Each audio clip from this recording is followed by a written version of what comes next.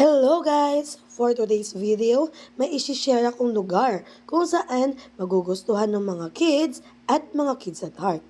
Pero bago ko i-reveal ang place na to, please like, share, and subscribe naman sa aking mga videos. Umpisa pa lang, binungad na agad tayo ng toys at mga gamit sa bahay. Budol na naman to. Malapit na mag-Halloween, kaya naman Halloween ang theme ng mga staff nila rito. Andyan si Wednesday, ang sipag. Ready ng mga kids. Bring your own socks para di na kayo bumili. Ang mahal.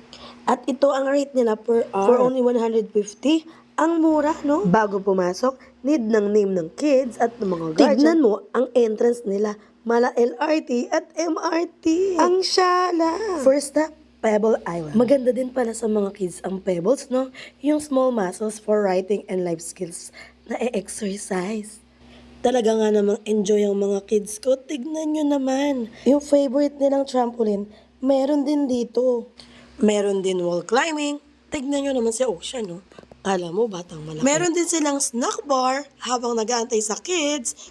Pwedeng kumain dito. Ayan si Lolo, kumakaway. Bagong bukas pa lang to, kaya naman walang gaanong kids. So, ano pang inaantay nyo? Punta na kayo rito. Mananawa ang mga kids sa daming pwedeng gawin. May pang toddlers, para kay ate, para kay kuya, ayan lahat.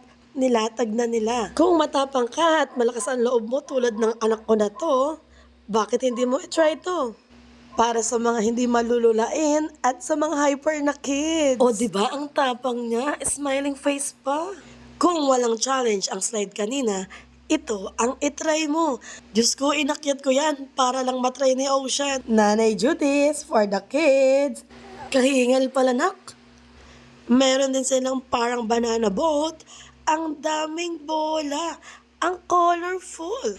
Ang laki ng space nila dahil halos half ng second floor ay sa Jolly Line. Oh, siguradong mag-e-enjoy ang mga kids dito dahil nag-enjoy ang mga kids ko. Dito lang yan sa Ultra Mega Supermarket, DRT Highway dito sa Baliwag. Sa harap lang siya ng Jet Tour. I hope you enjoy this video. Kaya naman, thank you and see you on my next videos.